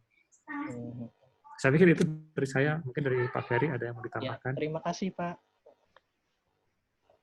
Ya, Pak Ferry, ada Udah komen? udah cukup, udah tahu lah itu Basir. Ya, coba Tambahin komentar aja Pak. Iya, komentar aja, katanya pakai di komen sama Pak Ferry, Pak. Udah apa lagi ya, udah semua Iya, ya itu kan sebenarnya ada yang bilang mood itu reaksi kimia aja itu. Reaksi kimia aja itu. Ya dilawan, memang harus kita kembalikan ke kondisi yang gimana kita dapat moodnya itu gitu kan ya. Jadi pada saat tertentu kita tahu, oh ini mood saya begini nih saya dapat mood nih gitu ya. Ya itu yang diberikan kondisi itu gitu. Kadang-kadang orang butuh istirahat, kadang-kadang orang perlu me time gitu ya, perlu sendiri gitu. Kadang-kadang perlu ada aktivitas lain untuk bisa fresh kembali gitu. Biasanya itu lumayan mengembalikan gitu ya. Yang paling penting ya tentu saja punya benchmark, punya impian, punya targetan, itu yang akan mengembalikan mood kita gitu ya. Ini gimana nih saya kalau nggak lulus bayar lagi nih gitu, pasti balik lagi tuh. Ya benar Pak. Begitu ingat harus bayar lagi, ya harus dipaksa balik moodnya gitu kan, dan bisa lah gitu. Sebenarnya kan biasanya kita malas itu ketika belum mulai ya. Begitu sudah masuk ke pekerjaan sih biasanya akan enjoy biasanya. Kecuali Anda punya masalah psikologis. Yang jadi beban tambahan bagi saya juga kan sekarang saya dapat kerja dan kerjanya itu 8 jam. 28? 8 jam. 8 jam. Iya. Ya. Itu pekerjaannya sudah akan jadi masa depan Basir tidak ya? Atau hanya sekedar sementara kira-kira? Pekerjaannya kurang lebih sementara. Saya juga kan kadang juga bantuin dosen kayak di proyek penelitian juga sering. Ya, mau tidak mau, menurut saya sih sebaiknya yang harus bisa diselesaikan kita selesaikan gitu ya. Iya. Kalau S2 mungkin tidak terlalu fatal. Biasanya fatal tuh yang S3 biasanya. Begitu S3 tidak selesai, itu hidup kita panjang sekali tuh. Bisa umur berapa puluh tahun itu nggak kelar tuh. Bisa tuh, betul. Jadi ada kawan saya sudah 7 tahun ya, sekolah, karena S3 tuh kadang-kadang di Jepang tidak ada sistem DO. Beberapa kampus tidak ada sistem DO. Jadi dia kampus swasta, tapi termasuk terbaik, tidak ada sistem DO gitu. Nah itu molor 7 tahun sampai akhirnya start lagi dari awal lagi gitu. Itu lumayan gitu ya. Ada yang sudah 3 tahun nggak selesai, start lagi awal lagi, itu lumayan gitu ya. Padahal barangkali kalau dia paksakan sedikit, misalnya harus ada publikasi ya, dia harus publikasi.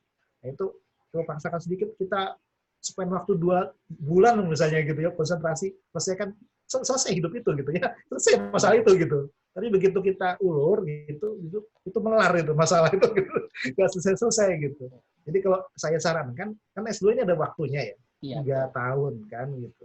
Jadi kita harus berani memutuskan, ini memang pilihan gitu ya.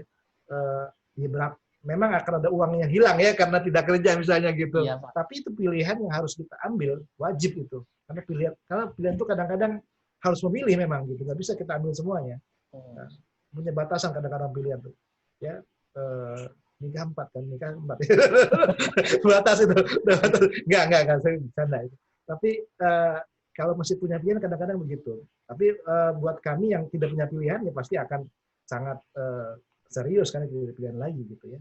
Misalnya saya Pak Zul, saya bilang kita di dosen ya pasti way of life kita ya di sini gitu, yang hidup kita di sini pasti tidak akan berpikir memilih yang lain gitu kan gitu ya. Sejauh ini begitu ya kira-kira. Itu Kang Masir ya kira-kira ya. Terima kasih Pak. Oke, lanjut nih Pak ya. Satu lagi nih kayaknya sambil menutup pertanyaannya gini nih. Izin bertanya tuh Pak Ferry atau Pak Zul juga mungkin bisa karena keduanya pernah kuliah. Apa tips dan trik buat cari promotor atau profesor buat S3 sesuai bidang keilmuan? Karena saya ada beberapa tawaran studi S3, tapi beda keilmuan dengan jurusan S1, S2 saya. Nah, saya takut tidak lulus. Nah, yang ini belum mulai udah galau, Pak. Gimana, Pak? Iya. Udah takut gak lulus. Gimana nih? Ada komentar Pak Ferry atau Pak Zul? Saya juga takut tentang S3 nggak ya? Aduh, takut gak lulus gitu. Atau lebih menggiurkan bekerja ya? Nggak ngerti. Makanya silakan di komen untuk yang pernah menghadapi kegalauan S3 dan profesornya tentu yang aneh-aneh. Coba dulu Kang. Monggo siapa? Silakan mau Pak Ferry, mau Pak Zul juga. Ya. Oke, saya dulu deh. Mungkin nanti barangkali Pak Zul juga ada pengalaman. Ya, siap. Ya itu, kalau kita sih harapannya hidup itu linear ya. Pengennya enak gitu. Semuanya satu jalur gitu. Jadi kalau misalnya kita jago main bola, pengennya ya kita main bola, jangan main basket kan gitu ya. Nanti bisa kalah gitu main basket. Kalau kita punya senjatanya pedang ya pengennya kita bermainnya ya pakai pedang lah, jangan pakai yang lain gitu. Pengennya gitu. Tapi kadang-kadang hidup itu tidak bisa begitu gitu ya, tidak bisa semua diatur linear begitu. Kita inginnya begini. Gitu. Ini banyak kawan-kawan itu yang S3 dia anggap sudah linear gitu ya. Dari S1, S2 sudah bagus, S3 juga ngelamar dan profesornya setujui gitu. Oke, saya setuju. Sampai di tempat sekolah diganti temanya coba. Anda mau apa coba? Ya harus dijalani gitu kan, tetap aja gitu, paling tidak gitu, tetap dijalani. Tidak bisa kabur lagi, udah sampai ke sana, sudah ke Jepang, sudah ke Amerika, masih balik lagi. Jadi ya memang itu. Tapi begini, tidak apa-apa buat sebagai sebuah perencanaan, tapi pasti harus ya kita lakukan perencanaan. Gimana caranya? Kalau buat di luar negeri enak, kita gampang carinya karena mereka membuka diri, membuka data gitu ya. Risetnya kan terbuka tuh. Jadi kalau profesor di luar negeri kan kelihatan tuh, pathway-nya dia mengerjakan apa, anak-anak didiknya itu publikasi tentang apa, dan sebagainya. Jadi Anda bisa memperkirakan kira-kira kalau saya ngelamar ke dia, itu akan ada jalurnya dia tidak? Gitu ya. Bisa ya, pahami ya? Jalur dia enggak gitu. Kalau misalnya kira-kira masih di jalurnya dia, kemungkinan dia akan menerima gitu ya. Gitu. Tapi kalau misalnya dari awal kita udah tahu bahwa ini sudah sangat jauh, kemudian yang lain juga Anda berpikir, saya nanti pulang-pulang jadi dosen. Dosennya bidang ini, sekolahnya tentang bidang yang lain. Ya bisa juga akan buat sulit itu jadinya. Begitu pulang nanti, waduh ini yang kemarin nggak kepake gitu kan gitu ya. Jadi memang ya ketakutan tidak linear itu wajar, dan apalagi kalau misalnya saya nggak tahu Pak Rohian ini, Mas Rohian ini dosen atau bukan ya gitu ya, bisa jadi dosen juga beliau gitu. Memang kalau dosen sebaiknya linear karena untuk nanti kedepannya penugasan, profesionalitas, ke profesorship juga akan dia ke linearan itu gitu. Nah mengenai takut tidak lulus itu sebenarnya worry-nya di bawah yang tadi menurut saya. Karena kalau lulus dan lulus itu kan tergantung kepada usaha kita. Tapi kalau masalah tadi, masalah achievement nanti untuk bisa jadi profesor dan sebagainya, ya itu kita udah gak bisa apa-apa tuh. Kalau gak linear ya udah selesai aja, nggak bisa jadi profesor atau berhidup tuh. Gitu ya, misalnya begitu. Jadi kalau tentang linearitas, saya kira komen saya begitu, Pak Rohian, Mas Rohian, gitu ya. Itu Kang Husna. Gimana Pak Zul, mau nambahin nggak Pak Zul? Sedikit tentang linear kalau masih satu rumpun, tidak linear kalau masih satu rumpun itu masih oke kelihatannya ya. Jadi kalau Anda ilmu kebumian, kalau masih satu lane dengan ilmu kebumian, walaupun studinya sedikit bergeser dari S1 dan S2 itu masih oke. Misalkan kalau di geofisika itu kalau misalkan S1 Anda melalui metode ini, S2 metode itu, kemudian S3 metode yang lain lagi, itu masih oke. Yang takutnya itu kalau saya nggak lidah sampai lompat dari rumput keilmuan gitu ya. Misalkan tiba-tiba lompat ke sejarah Islam gitu. S1, S2, tiba-tiba lompat ke sejarah Islam. Itu yang lompat sekali. Tetapi ada yang menarik juga seperti kalau di ITB itu ada SBM itu kan beberapa dosen di SBM itu sangat luas ya, sangat broad. Ada yang S1 arsitek, kemudian S2 tentang manajemen, kemudian S3 tentang masalah lebih ke manajemen lagi gitu ya. Dan mereka ngajarnya di SBM. Ujungnya tentang manajemen jadi yang digelutinya. Di ini ada Pak, di apa namanya di arsitek itu ada S1-nya geologi loh. S1-nya geologi sekarang profesor arsitek. Arsitek ya. Oke. Lingkungan. Karena memanfaatkan keilmuan geologi untuk studi lingkungan gitu ya. Itu masih satu rumpun dan sekarang kalau kita lihat itu tidak ada lagi di sekat-sekat antara keilmuan ya. Keilmuan itu sudah saling kolaborasi ya.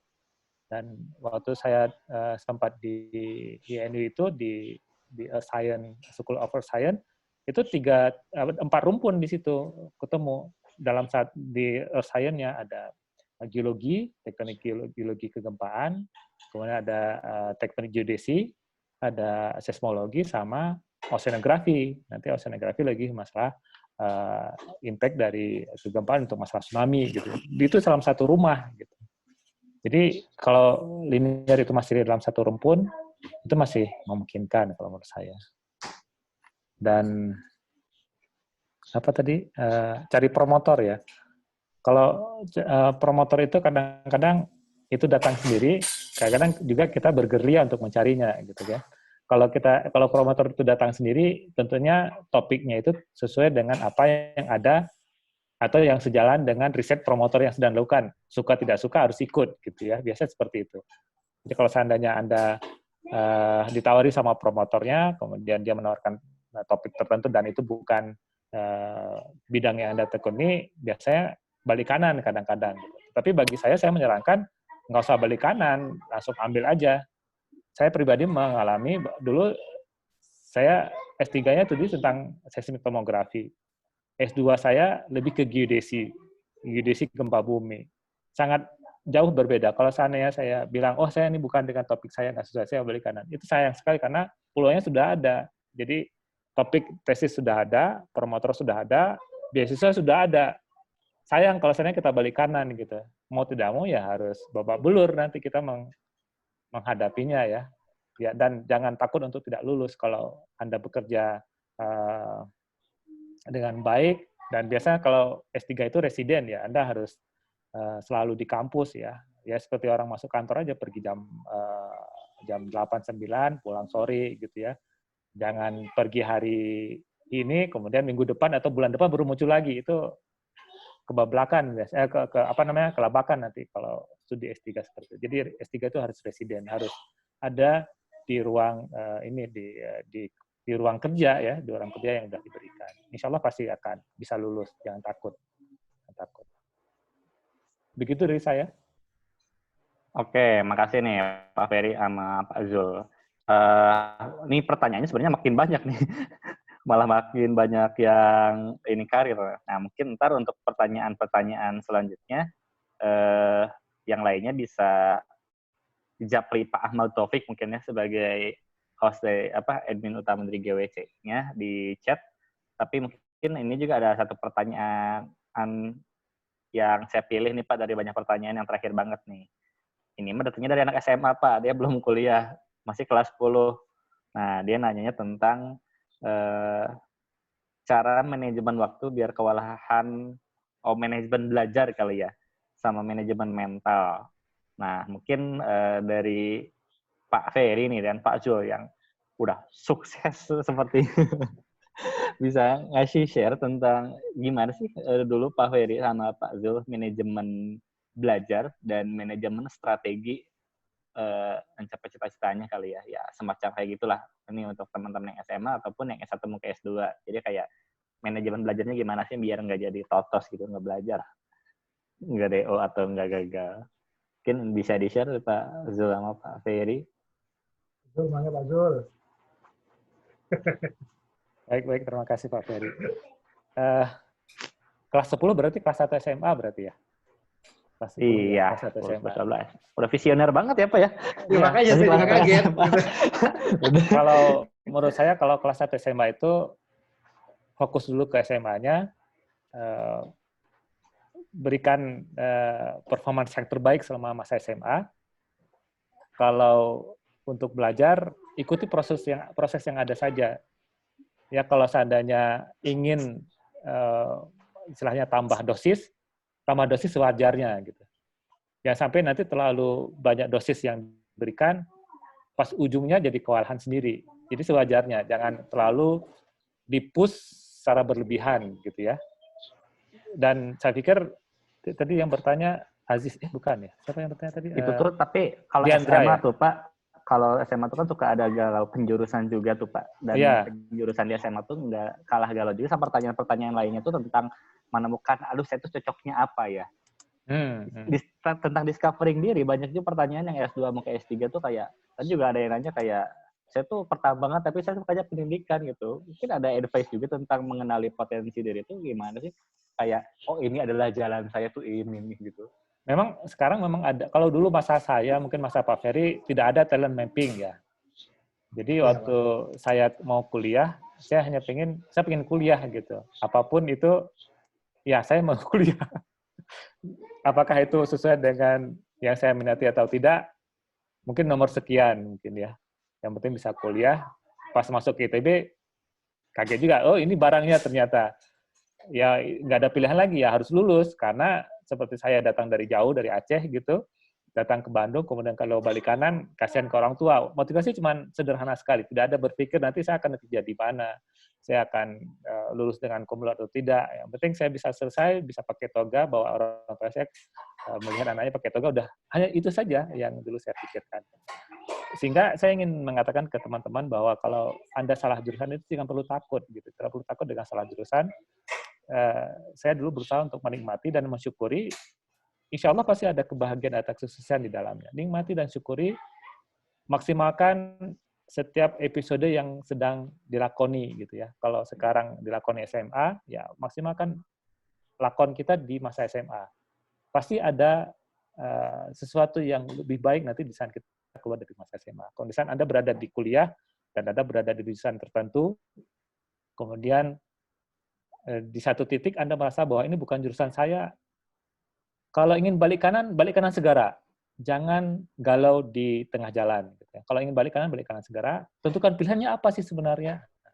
Walaupun itu tidak akan mudah juga, pasti akan bertangan dengan orang tua dan lingkungan tentunya.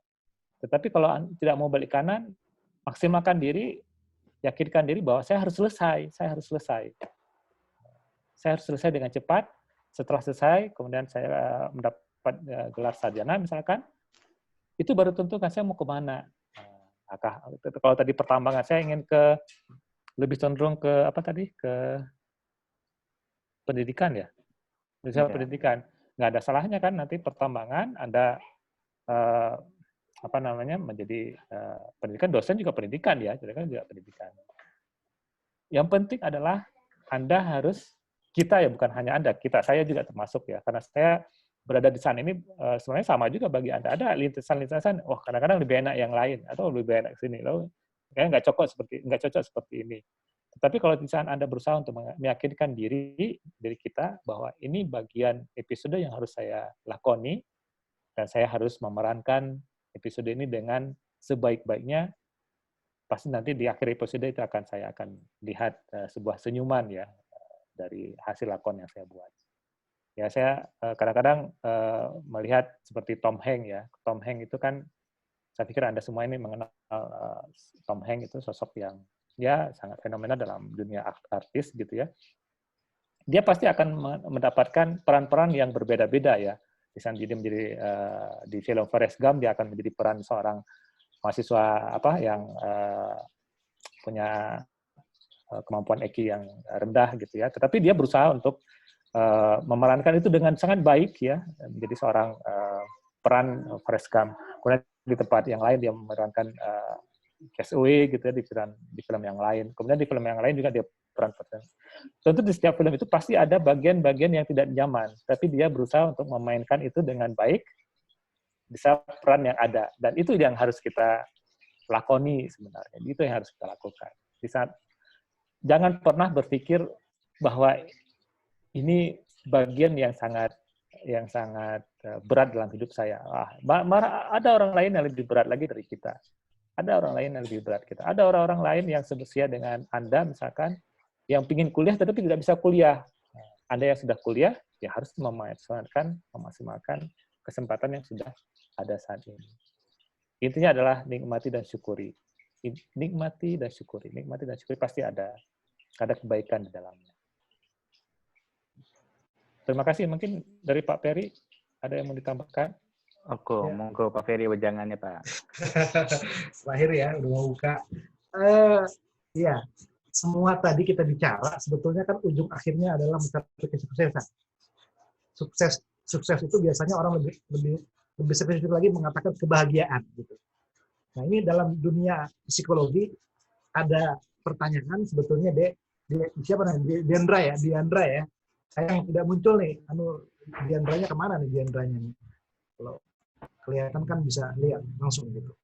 Nah, jadi Diandra, jadi ada orang yang mengatakan kan sebetulnya tujuan akhir semua kita ini kan mencapai kebahagiaan gitu ya. Nah, orang Indonesia nih syukurnya menurut survei katanya termasuk orang-orang bahagia gitu ya. Nah, sekarang ada problem nih di kakak-kakak kelas kalian atau di mahasiswa itu sedang tidak hanya di Indonesia tapi di dunia sedang ada problem masalah kesehatan mental atau mental health gitu ya. Jadi banyak sekali orang-orang yang terganggu kesehatan mentalnya. Jadi boro-boro akan mencapai prestasi puncak, dia sendiri berkutat dengan permasalahan masing pribadinya gitu. Jadi sekarang ada pertanyaan di orang-orang psikologi itu. Jadi kita tuh harus bahagia dulu baru prestasi atau prestasi dulu atau baru bahagia, gitu. Ya. Jadi ada pertanyaannya gitu. Kita harus berprestasi dulu baru bahagia atau bahagia dulu baru berprestasi, gitu kan? Nah, katanya orang-orang yang berprestasi itu dimulai dengan bahagia dulu. Jadi kita harus sehat dulu secara mental, gitu ya. Nah, saran saya buat adik-adik yang masih SD, gak ada SD di sini, SMA ya, SMA atau yang bawahnya, enjoy your life gitu loh. Nikmati masa pertumbuhan kalian. Jadi kalau usia SD sesuaikan dengan porsi SD, SMP dengan porsi SMP, SMA dengan porsi SMA. Jangan terlalu diforsir. Menurut saya begitu. Karena ada tumbuh kembang ya. Jadi di usia kalian tuh kan curiosity yang meningkat. Pengen tahu ini, pengen tahu itu, pengen coba ini, pengen coba itu. Ya, itu bagus, positif tuh. Nah, itu coba dilebarkan ininya, horizonnya gitu ya. Kan mumpung belum kemana-mana kan, belum jadi apa kan gitu ya. Jadi, belum jadi dokter, belum jadi dosen, belum jadi apa kan masih banyak nih. Coba deh Anda main-main ke sana sebentar, ke sini sebentar gitu. Eksplorasi, banyak eksplorasi gitu ya. Nah, jadi jangan dulu merasa stres, waduh ini tugasnya banyak nih, SMA, saya kewalahan dengan waktunya, susah segala macam. Cari aja kesenangannya apa sekarang. Cari kesenangannya apa nih. Kayaknya saya passionnya ini pengen jadi guru deh, gitu misalkan gitu ya. Ya sudah coba kembangkan kemampuan pedagogiknya gitu ya. Ngajarin ke adik kelas, ngajarin ke adik-adik atau ke mana gitu ya. Komunikasi dengan orang misalnya begitu. Jadi nggak usah banyak-banyak lah, tidak semuanya harus kita kuasai ya. Terlalu rumit itu kalau kita semua menguasai cabang ilmu. Mungkin ke tempat yang Anda sukai gitu loh. Pergi ke tempat yang Anda sukai, yang Diandra sukai, yang Adik sukai ya. Jadi coba cari, tadi ada Pak Zul menyebutkan tentang talent mapping, dimanfaatkan itu ya, ada talent mapping. Salah satunya alumni kita yang mengembangkan tuh dari Teknik Fisika ya Pak Rama, bukunya tipis, bisa Anda coba tuh. Kira-kira saya sebenarnya kemampuannya di mana, kekuatannya gitu ya. Kemudian berikutnya saya ini sebenarnya sukanya apa gitu. Jadi tidak perlu dipaksakan gitu ya. Jadi saya suka memberikan contoh YouTuber itu kerja keras loh gitu ya. Dan cerdas juga gitu. Kalau nggak cerdas nggak punya subscriber sampai 1.000 atau 2.000 ya gitu. Jadi dia pinter juga tuh gitu cari subscribernya gimana, mau ininya gimana. Nah, itu kalau misalnya Anda kombinasikan dengan keilmuan yang khas, misalnya masuk ke komunikasi, atau masuk ke desain, atau masuk ke apa yang cocok dengan dunia digital gitu ya, itu akan powerful sekali kan gitu. Hobi dapat, ilmu juga berkembang gitu. Jadi coba cari passionnya apa, jangan dipaksakan. Wah, kayaknya minyak keren ya. Enggak perlu lah. Minyak juga lagi jatuh sekarang harganya. Ya Pak Zul ya. Mending jualan air sekarang. Kayak Pak Susnan, jualan air mahal air. Minyak negatif sekarang. Saya di minyak juga. saya ngajar geokimia petroleum, Pak. Geokimia minyak bumi saya gitu ya. Tapi lagi jatuh sekarang gitu. Jadi ya hidup itu begitu ya. Jadi yang penting coba cari passionnya apa, bahagialah. Terus nanti nggak usah sampai kewalang-walang gitu lah, nggak usah. Manajemen waktunya diatur normal saja, gitu ya. Insya Allah bisa lah. Masih kelas 1 kan, saya kira hebat lah Diandra. Kelas 1 udah mikirnya jauh sekali nih. Saya waktu itu masih mikir apa ya, kelas 1. Masih nggak tahu deh. Baik, gitu aja, Kang Ustaz. Oke, mantap. Makasih banyak dari Pak Zul, Pak Ferry. Udah makasih banyak udah nyumbangin waktunya nih untuk sharing sama teman-teman nih. Teman-teman yang jauh lebih muda dari umurnya yang masih butuh banyak belajar pada senior-seniornya ini. Oke, teman-teman, makasih banyak udah mantengin Geowater Channel sampai udah mau maghrib nih, jam 17.08. Mungkin Pak Ate, ada nggak Pak Ate di sini, Pak Ate? Sebelum kita tutup, kita kenang-kenangan foto dulu. Tapi nunggu Pak Ate masuk dulu. Pak Ate, mana Pak Ate? Cukup Pak Usna. Cukup. Cukup. Paling Mau foto dulu Pak? lagi, boleh? Ya, teman-teman dibuka dulu videonya. Kita nongol dulu wajahnya. Dari tadi kan penyakitnya cuma ngintip-ngintip doang. Sekarang kita saling lihat tetap wajahnya. Nah, sambil difoto nih sama Pak Ate buat kenang-kenangan. 1, 2, 3. Oke. Berikut. Oke, mantap. 1, 2, 3. Terima kasih. Oke. Oke. Terima Pak Ate kasih gimana? Pak Zul, terima kasih Pak Ferry, terima kasih Pak Usna. Jumpa lagi di Geowater Indonesia tiap webinar kita tiap Sabtu sore. Terima kasih Pak Usna. Ya, oke. Siap. Nah, maka untuk yang mau bertanya silahkan ke Pak Ahmad Taufik aja. Mungkin udah ada yang dikontak sama Pak Ahmad Taufik ya sebelumnya untuk dimasukin ke grup. Nanti mungkin ada pertanyaan bisa disampaikan dari Pak Ahmad Taufik ke para pemirsa seperti itu. Dan mungkin tema yang minggu depan apa Pak? Bisa dikasih tahu untuk Geowater Channel minggu depan? Temanya sarjana banting setir. Sarjana banting setir gitu ya. Gimana nih Mas? Terus ya? Minggu depan yang sarjana nge-grab. Oh gitu ya, jadi nge-grab ya. Ada tuh punya taksi banyak tuh Pak. Terus yang kedua minggu depannya itu yang masalah talent mapping. Di mana talent? Oh pas, oke. Berarti pas banget buat yang udah nonton yang webinar minggu ini, minggu depan tuh pas banget karena bakal ada panitan dan jawaban. 2 minggu lagi Pak. Kalau permohonan berubah hari Jumat karena keburu, kalau nggak salah Sabtunya itu Idul Fitri, jadi kayaknya Jumat gitu diajukan. Oh ya terserah Pak Atila itu. Enggak, makasih banyak untuk semuanya. Semoga ilmunya berkah ya Pak Ferry, Pak Zul. Semoga makin sukses. Amal jariahnya kita terima banget nih untuk sharing-sharingnya. Semoga teman-teman di sini juga sukses. Ntar kalau ketemu ada yang masuk ITB, sapa-sapa ketemu Pak Ferry, Pak Zul ketemu lagi mungkin ya. Nanya-nanya Pak Ferry, minta beasiswa, Pak Zul saya galau gitu. Cari lagi aja ya untuk main-main kita. Enggak, terima kasih semuanya. Selamat berbuka. Jangan lupa berdoa sebelum berbuka. Saya pamit diri. Assalamualaikum warahmatullahi wabarakatuh. Assalamualaikum. Pak Zul, Pak Ferry, ya. terima kasih ya. Pak Zul, Pak pamit ya. Terima kasih. Assalamualaikum. Assalamualaikum. Kita end ya.